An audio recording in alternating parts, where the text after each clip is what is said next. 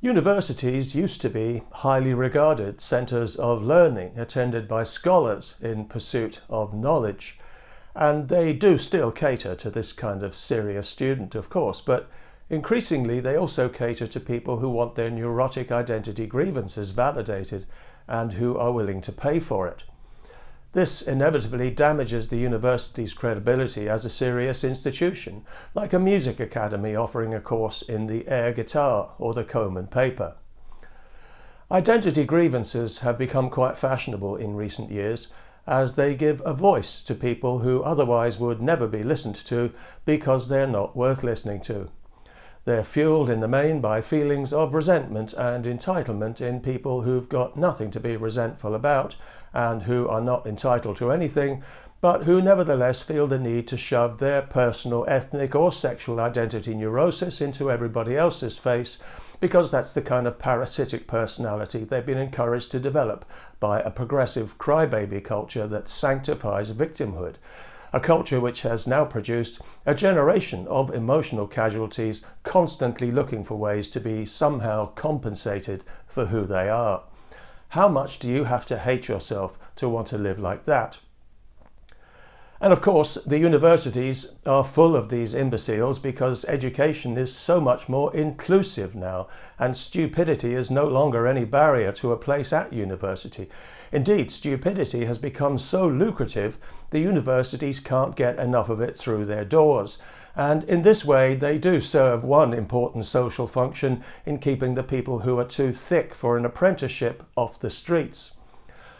Unfortunately, stupidity is not an asset in serious subjects like science or medicine or engineering, so the universities have to provide a kind of academic play-doh for the stupid people who are incapable of studying anything real because they're too stupid even to be there, but the university wants their money. So now you can get a PhD and call yourself professor in all kinds of poor me, social justice, identity grievance bollocks, but you can't get one in common sense. That's not on offer. Not that there would be anyone qualified to teach it if it was. So what are we going to do with all these people, these gender studies and black studies and ethnic studies and queer studies and equity studies scholars coming out of university who think they're educated? McDonald's can only employ so many people. And who in their right mind would want to employ somebody who spent the last few years obsessing over an imagined victim status? They're going to be nothing but trouble. Unless they can join some funded pressure group or NGO full of single-issue dimwits like themselves, the only place they can go realistically is back into academia, call themselves professor, and help to dumb down the next generation. Imagine attending a university lecture knowing that the person you're listening to is dumber than you, and you're paying thousands to listen to them. That's how dumb you are. Maybe you can be a professor too.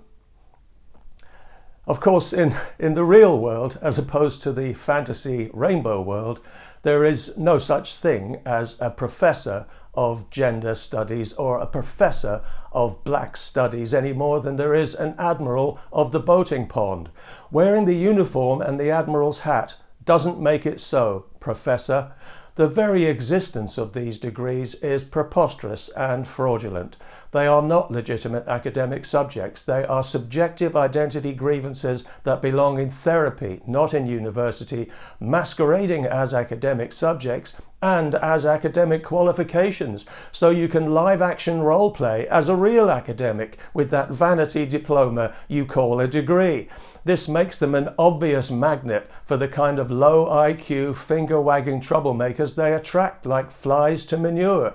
The kind of whiny, entitled, sanctimonious half-wits who are incapable of focusing on anything that doesn't feed their neuroses and reinforce their grievances. The kind of people who don't belong anywhere near a place of higher learning and whose presence there pollutes it for everyone. And if you think I'm talking about you, you chancer, you fraud, I am.